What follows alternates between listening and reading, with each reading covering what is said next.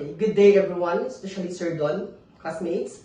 So, in today's discussion, I will share to you my insights about ways of improving employee morale. So, by the end of these discussions, you will know how to define employee morale, the signs of low and high morale. Especially, you will know how to identify the factors affecting employee morale, and also you will learn how to develop and learn how to strategize to improve employee morale.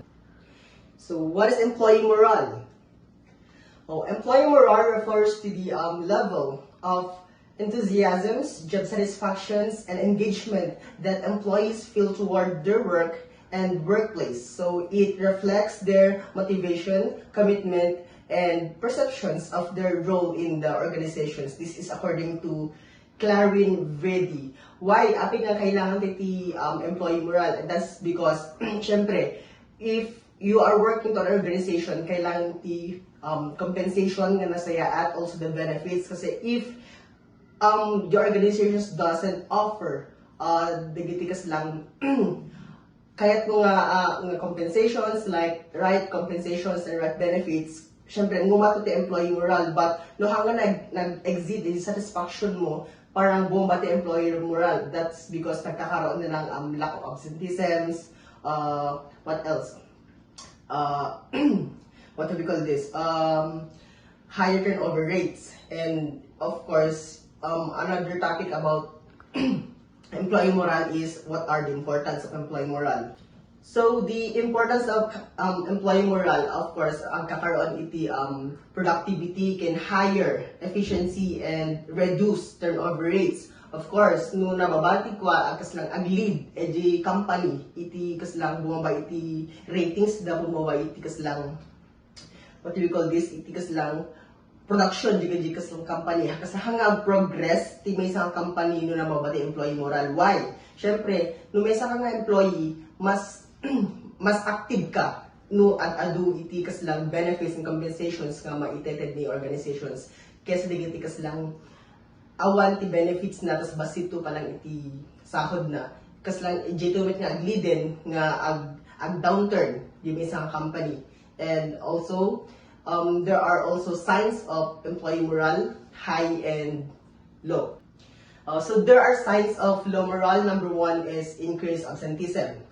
May bagang sign ni increase of absenteeism, maybe because haanong suna nga belong ka di organizations, awan suna iti kasarasarita na. So that's why absent is suna kasi ti feeling na mag-office suna yung organization. That is one also the reason ate kakaroon iti low morality organizations. Second is poor performance. Poor performance, like for example, kurang suna trainings, na kurang suna iti communication kadagiti seniors nga dapat kumakit i-advise na sula no alaman ti pagbabaan ti performance na kailangan iti leadership kadagiti seniors tapno hanga ag baba iti performance na kadagiti nga company. Why? Ti poor performance nga mingat ag lead iti kaslang So second is poor performance. Apay kakaroon ti poor performance, that is because kurang suna trainings and also kurang suna iti communication from the seniors or the HR. No feel mo nga nababati for performance mo, you need to seek advice kadi HR or seniors mo in order to improve your performance at no hanga ag palya diti obraen yan ti isang organization. So thirdly is the lack of enthusiasms. So thirdly, lack of enthusiasms. Fourth, higher turnover rates. The higher turnover rates maybe because adun iti aggressive signs because of the compensations nga baba, benefits, awan unay iti kaslang sakto nga sahod na, like for example, nag overtime.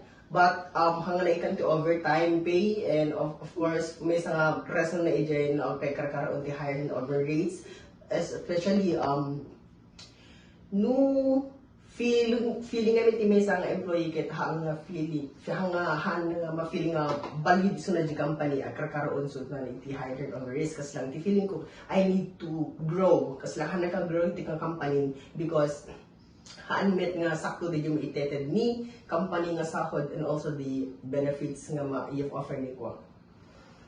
And lastly, frequent complaints. Frequent complaints like ini employees adu iti ikom complaints na kada organizations but awan magdingdingi kanya na mesa pa ada tirason na no apay mesa tirason na no apay matawag iso nga law moral. Maybe gapo nga adu iti complaints na kurang iti feedbacks na kurang iti advice kadigiti nangat-ngato kanya da agkaroon deta iti kaslang yun downturn iti may nga employee syempre no agkaroon ti downturn nila palya ni company hamo nga magkuan kaslang you need to find another employees in order to progress ulit. Ngayon, no kita ang gamin, the signs of the moral, parang narigat nga tawag dito, narigat iso na nga solusyonan no kadayjay palang organization ket handa mo nga i-handle ni employee dan. So, there are also signs of high moral. Number 1 is high productivity. 2, positive attitudes, strong teamwork, low absenteeisms, and high level of engagement.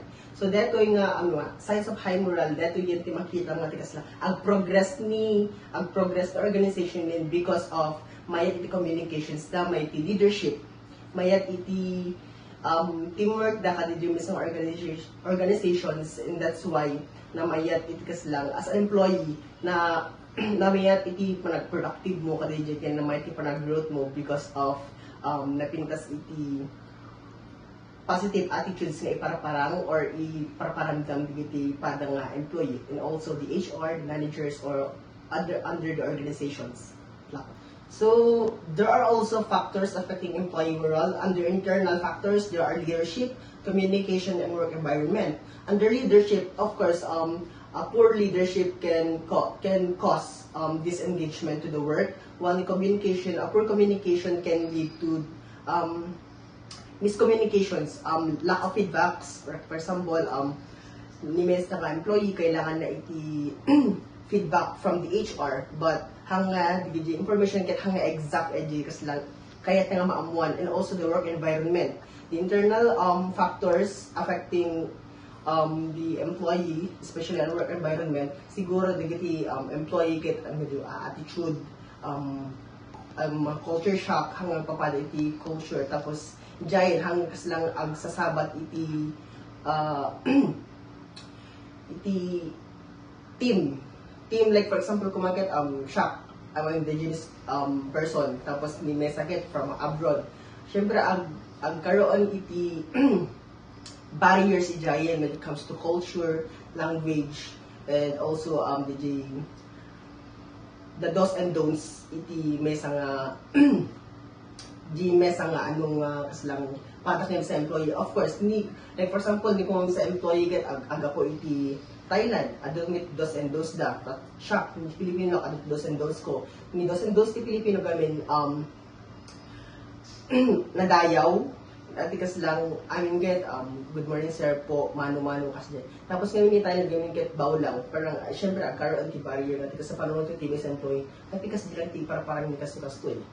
Kas lang ati may isang rason na no apek karoon iti internal factors affecting the employee moral. Under external factors, there are 2 factors affecting employee moral. Number 1 is economic conditions. So the academic conditions can downturns and can create job insecurity and financial stress, negatively impacting morale.